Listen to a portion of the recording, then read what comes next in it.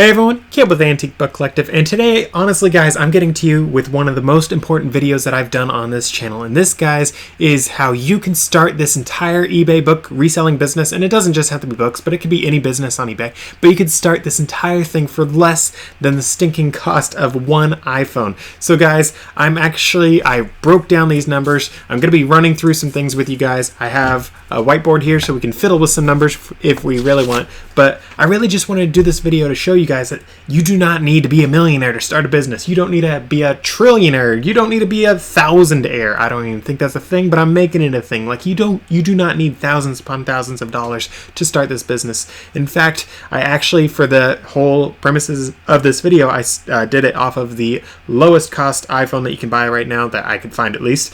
So that is the new iPhone 15. It was like the base model sort of one. I'm sure it's not the most base model. I don't buy iPhones. I hate iPhones. I think they're a waste of money. That is why I don't own an iPhone. I am a Samsung boy, and I'm not just Samsung. I am the dirt cheap Samsungs. My phone right here costs less than 200 bucks. So with that said, though, I just want to break things down off of this simple thing. And the reason why I'm doing an iPhone is because we all know that one person who has to buy the brand new iPhone every single year. Ergo, they have that money to burn. Ergo, you guys possibly have at least a similar amount of money to burn for your own businesses. But again, I'm going to be breaking down these numbers later on in this video just because it's such an important thing. I really need to let you guys know that this is very attainable. It's something that is a lot more achievable than you probably thought. So with that said, though, guys, right off the bat, we have the brand new iPhone that cost $829 off of this one. I know there are iPhones that cost more, but again, I'm doing the base level one, so $829. That is our budget to start this business. So what do you need to start this business with? So you need a laptop, you need a scale, so that's two things that I have right now. I have a laptop right here, I have my computer there, which is what I actually use, but let's say a laptop, and then you have your scale, excuse me. This one right here, it's the Accutech. It's the one I recommend. It's the one that I love. It's the one I've used for years now. You'll also need packing paper. The reason why you need that is to make sure that your books don't bounce around in the box. I like to wrap my books on top of that because we've all gotten a book, particularly from Amazon. They are the worst with this, but you get your book and they just shoved it in a box and it bounced around this whole time, so your sharp corners of the brand new book you got are all rounded and look trashy. For me, I wrap my books to make sure that doesn't happen. That does add some time, but we're not getting into that for this particular video. Next up is boxes. You need boxes, guys, if you want these books that you're selling to arrive to your customers looking great. Of course, if you're doing like a low-end bunch of books, if you're doing low end all these things, you can do the like padded envelopes. That works great. Amazon does it. Obviously it works fine, but books will get some wear and tear. In addition to that, there are a lot of buyers who are like, do not ship it to me in a padded envelope. My mailman will like take a chainsaw to it to make sure it fits in that thing. If you do a box, for some reason, mailmen will not try to force it to fit in. But those padded envelopes, guys, they will bend them, they'll twist them. I think they take a bite out of them sometimes, but they will make sure that they fit. So a lot of people prefer getting their books in boxes. In addition to that, you need your tape and your tape gun. Obviously, these are things that you need to make sure that your boxes actually are closed. Wow! So that is, of course, an added expense. A lot of people will have a lot of these things on hand already that you'll need for this business. So I will say that, but I am also going to say that I am making sure that I list out all the things you need. So if you are homeless and starting this from scratch, I am addressing all the things that I can address.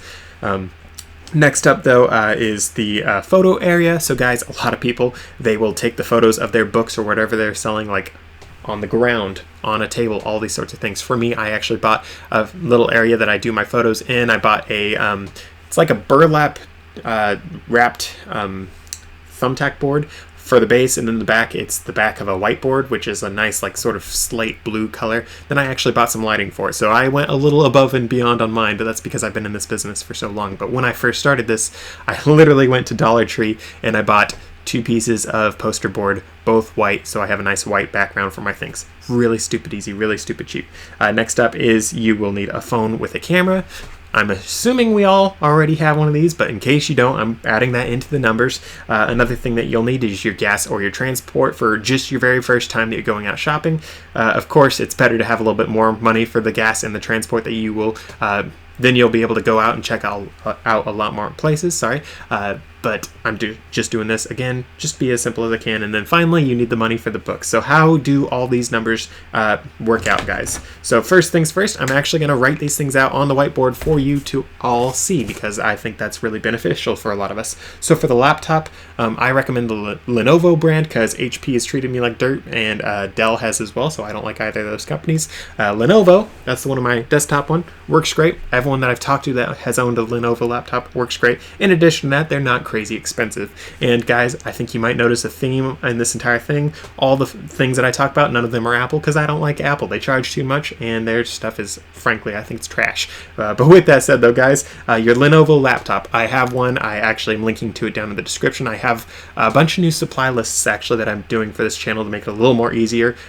These lists, you can click them down in the description below. It'll actually take you to the list itself that you guys can actually see exactly what you need on Amazon, all laid out with the prices, all that sort of stuff. But right now, as of the time of me recording this, so December 18th, 2023, you can buy one of these Lenovo laptops for $151.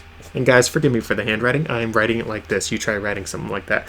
Next up, you have the scale. The scales that I use, the Accutech one, is $20. And guys, I'm going to leave off the $ for the rest of this. I'm not wasting time here. Next up, you'll need packing paper. There is some cheaper stuff you can go for, more expensive stuff. Let's just say an average of $30 for that. Nice and simple. Next up is we have boxes, tape, and a tape gun. I ran the numbers on that. It'll run you about $74 right there. Guys, that sounds big. Let me just pause right here and tell you, if you don't want to spend that much, this is because I am buying these things sort of in bulk for the packing paper, for the boxes, that sort of stuff, because it is more financially wise to do this sort of stuff where you do buy these things in bulk. And again, $829, which is our overall budget. I know it sounds like a lot, but at the same time, it's not so much that it's the end of the world. So guys, bear with me, $74 for this, but you can definitely get that down. You can buy, when you sell your thing, you can go out and buy an individual box every single time. They have these boxes at Walmart. Those are the ones that I use so much of. Great boxes, great price. It's better to buy them in bulk, but you can definitely get along not buying them in bulk. So again, all this stuff is more for the bulk price, that if you're trying to actually do this business and make better money is how you do it. But honestly, if you go out and buy these things one-offs, you can totally still make money as well. This is just going to get you a couple more dollars for every single sale you do. But with that said, though, back to this thing. For the photo area, again, guys, there's a lot of people that do it for free, but I'm just going to assume you go out and do a little bit fancier stuff. $10. Yeah, that doesn't sound like much, but you could still do a lot and get a good area going for your photos for that.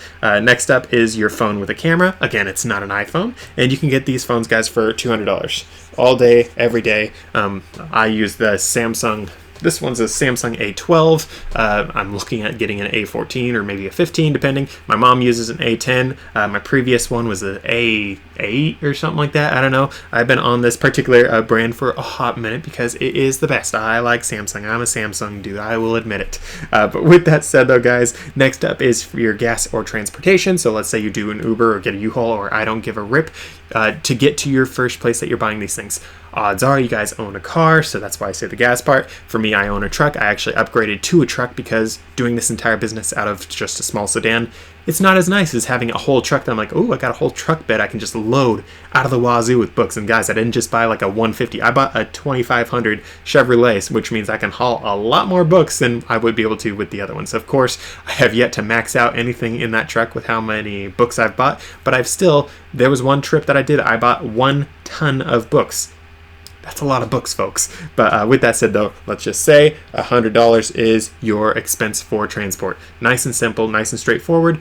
Let's say however you do it, you might be a little bit more, might be a little bit less. All these prices, you might be more or less. It doesn't really matter. End of the day, this is pretty ballpark for what you guys are probably going to spend. And finally, guys, that leaves us $244 for the budgeting. Of course, there are some extra things that you guys can buy. You can buy shelving, you can buy this or that or that. You can buy all the cables that you need for your business. You can buy the new mouse, you can buy this, that. 105 things you can buy. This is just bare bones stuff. But finally, guys, that last $244, that's your budget for what you can buy all the books to your heart's content for. Guys, you don't have to buy all those books all at one place. I would actually recommend not doing it that way. But let's say you have $244 left. That all equates to the price of an iPhone.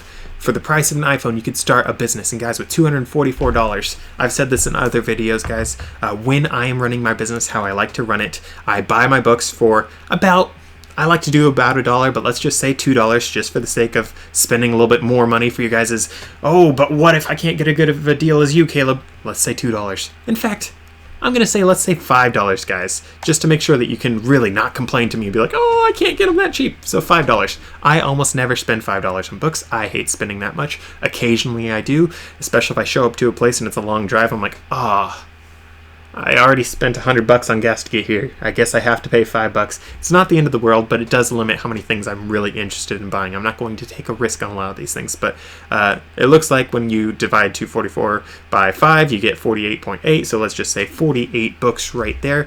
48 books, guys, that does not sound like a lot. I am well aware of that, but let me just run some numbers with you really quick. So we got our 244 divided by 5. That gets us, don't know what I was doing with that one right there. That gets us 48.8. Let's just say 48 books total. Guys, as I've said in my other videos on this channel, I highly recommend you check out the other videos on my channel. You can subscribe right there or down below. And I just got some marking on my shirt. Whoop-de-doo. But if you guys have been following me, you know that I sell my books for an average, for my average sales price of each listing, is $70, which is pretty stinking high. So let's just run that number really quick. I'm not saying you guys are going to get $70, but let's just say you do. So that can equate to $3,000. In fact, let me write that a little bigger for you guys. That can equate to $3,360 right up front with your first stinking trip in this business, in this game. It is the most amazing thing, guys. And for those of you that have been following along, well, we spent $829 to get this business going. It turns into that. You're making over 3 times on your money in your first trip. Of course, guys, you're not going to make this all in the first week. I have a lot of books, guys, that I can sit on for a year and a half. Some of them have even been even longer than that, but I have a lot of other books that sell right quick. But that is just that for the $70 things. There are a lot of people, guys, who are happy to come away with, let's say they spend $5 on a book, they're happy to walk away with a $5 profit on these books. And guys, all the numbers I'm saying are excluding the other expenses that you have in your business, taxes, eBay fees, all that sort of stuff. This is just simple stuff. If you include the fees, if you include taxes, yes, it does bring these numbers down, but it's not the end of the world. Let's just say, just to make sure that no one's going to complain and say, oh, but you left this out, Caleb. So eBay fees for me, let's just say for you guys, you're going to have 20% eBay fees, which you really shouldn't have that, but let's just say you have that. And then let's say on top of that, you have a tax rate of, let's just say 40%, just to make sure that we are really destroying this business as much as we can. So you lose 20% off this, then you lose 40% off that. You end up still with $1,612.80, but I'm leaving that off right now. You still are almost doubling your money right here, guys. It is insane. And then if you include the tax write-offs that you have, you can get your tax rate down a whole lot. I'm not getting into that for this video, but that is that for this particular thing. That is for the $70 side of things with this business. But let's say that you're selling these books for, instead of $70, and you guys think, oh, there's no way I can do 70. That might be what you do, Caleb, but I can't imagine. Blah, blah, blah, blah, blah.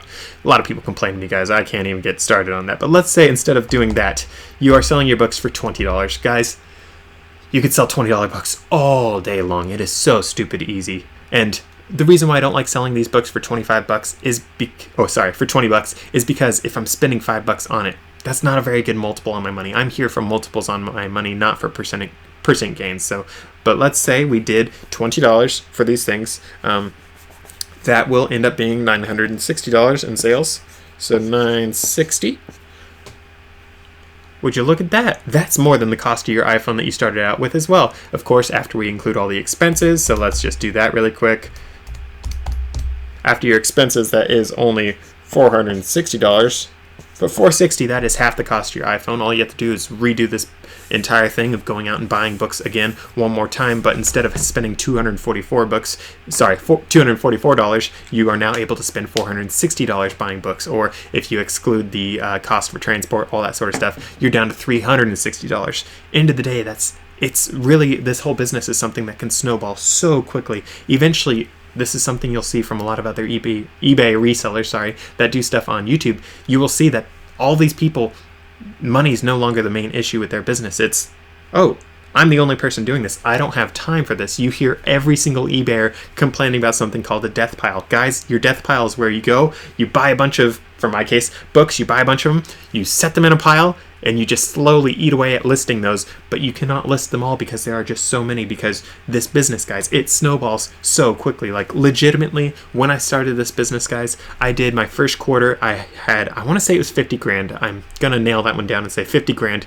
in sales on my first quarter of business. That is 3 months. And I was starting, guys, with, I want to say around $1,000. Might have been a little more, might have been a little less. I was doing Amazon FBA and eBay at the time, but guys, I have evolved to just do eBay exclusively because I didn't like all the Amazon fees. And honestly, in addition to that, Amazon, you had all the dirtbag customers. I'm just going to say it outright. Dirtbag customers that do stupid returns. They're like, oh, I got this picture book. I'm going to return it. I know it's 30 days. Oh, yeah, I read it 5 times, but I'm returning it because I'm cheap and I'm a dirtbag. Or you have people buy something from you and return a rock and say they didn't get the thing. And you have a lot of scamming tomfoolery on Amazon. I haven't had any of that on eBay. I've had a couple people that are a little unscrupulous and dirtbaggish, but it is so few and far between compared to what I was doing on Amazon.